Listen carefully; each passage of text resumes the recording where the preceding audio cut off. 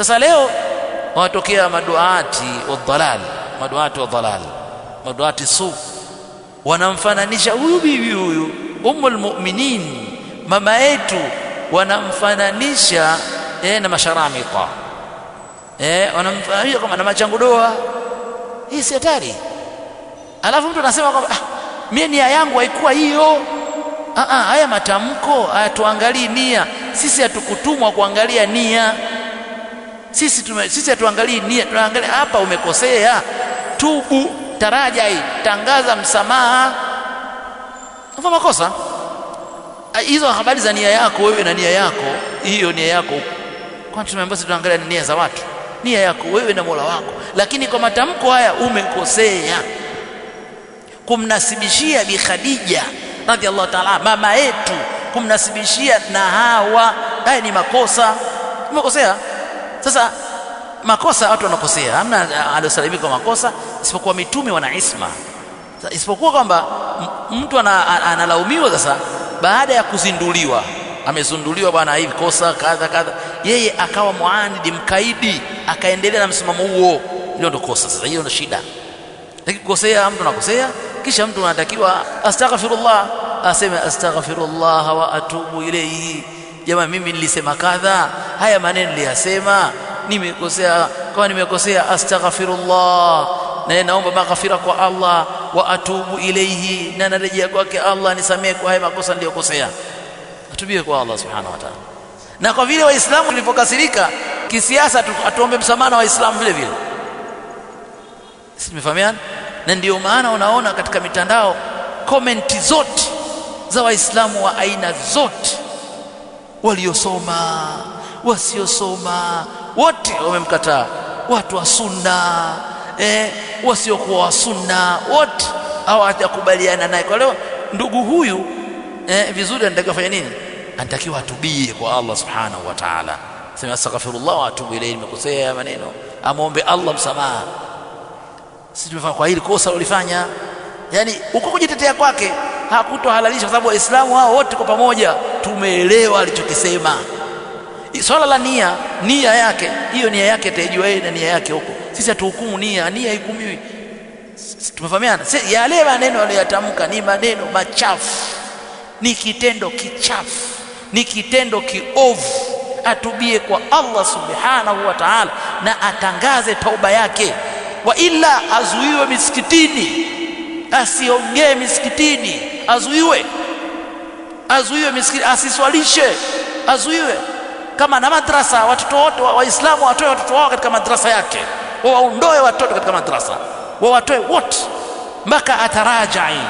Na vile vile wasimsalimie mtaani, ikipita asisalimiwe, wamfanyie muqataa, asisalimiwe kwa kuambiwa assalamu alaykum wa rahmatullah, asalimiwe, afanywe muqataa mpaka atubie kwa Allah subhanahu wa ta'ala, arejee, atangaze toba yake, watu waisikie, ipite mitandaoni. Na ndio ibada na ndio dini. Hili jambo gumu ila inda salafiyin, isipokuwa kama masalafi siku mara ngapi tunakosea na tunafanya taraji, tunatangaza toba mara ngapi? Wakati mwingine kadhia kubwa kabisa tunakwenda utasikia mara salafi huku, sisi tumefahamiana mara salafi. Ni vitu ambavyo mtu wakati mwingine mtu anakomaa toba, lakini anapewa nasaha, anaonyeshwa makosa yake, haya kosa lako hapa, baadaye anafanyaje? Anaelewa na kubali, ataraja. Na wale ambao walikataa kutaraja katika makosa yao ya dhahiri ambayo walikuwa, basi watu masalafu zetu tuwatenga. Wengine walitengwa mpaka wakataraja, wengine wameamua kuendelea kudumu, basi watu masalafu wameendelea hivyo, wala haina shida. Kwa na huyu naye afanywe hivyo, kwamba huyu afanywe asiguswe na mtu yeyote. Tumefahamiana, haifai kumgusa, bali afanywe mukatwa, kwamba anatengwa. Kama na madrasa, watoto wote watoke, watolewe madrasa, watu wasende kusoma kwake. Ikiwa na msikiti, atolewe kuswalisha, asimamishwe kuswalisha. Ikiwa muadhini, asiadhini, atolewe kuadhini, kae pembeni. Haya ni makosa makubwa mno ya kuwanasibishia hawa mama zetu na mambo haya. Hapana, hili si sawa, na ahli sunna jamaa lisijamaziwe. watu waendelee, shabab waendelee kufafanua, huenda katika ufafanuzi wa huku na ufafanuzi wa huyu na ufafanuzi wa yule, akasikia yale katika ufafanuzi wa watu 10, 15, 100, akasikia watu 5, akakinai, akarejea katika toba, akafanya toba. Simefahamiana?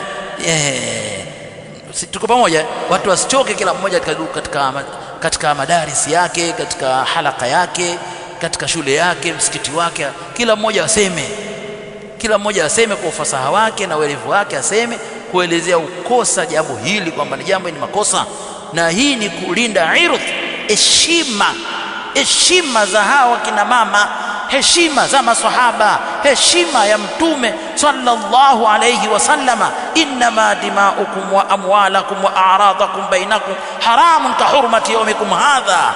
Haya ni maneno ya Mtume sallallahu alayhi wasallam. Sasa ikiwa heshima yangu mimi ni tukufu, itakuwa heshima ya Bi Khadija? Heshima ya Bi Khadija inakuwa nini kachezewa?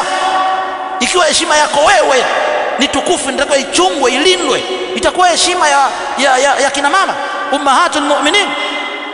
Heshima ya mama zetu ni kubwa zaidi. Hawa ni wakezo wa Mtume sallallahu alaihi wasallam. Tumefahamiana? Sasa iweje mtu achezee heshima? Msikubali kwamba heshima ya mama zenu, heshima ya maswahaba, heshima ya nabii wenu ichezewe. Msikubali. Kwa mtu huyo atubu, mtengeni, muhameni, mfanyeni hijra, atengwe, afahamishwe, atengwe mpaka pale ambapo atakapotaraja na kurudi nyuma. Wa illa mtengeni. Misikitini aingie, mwache naingia swali. Misikitini anaachiwa, anaingia na swali. Tumefahamiana? Misikitini na swali, lakini asipewe kuongea mawaidha na zile sijui nini zile, asipewe. Baki yetu wala ile mitandao isirushe sauti zake, wasirushe. Wale wanakaurusha wote wanasaidiana naye katika nini? Katika uovu huu aliofanya ndugu yetu huyu Muislamu. Wazi?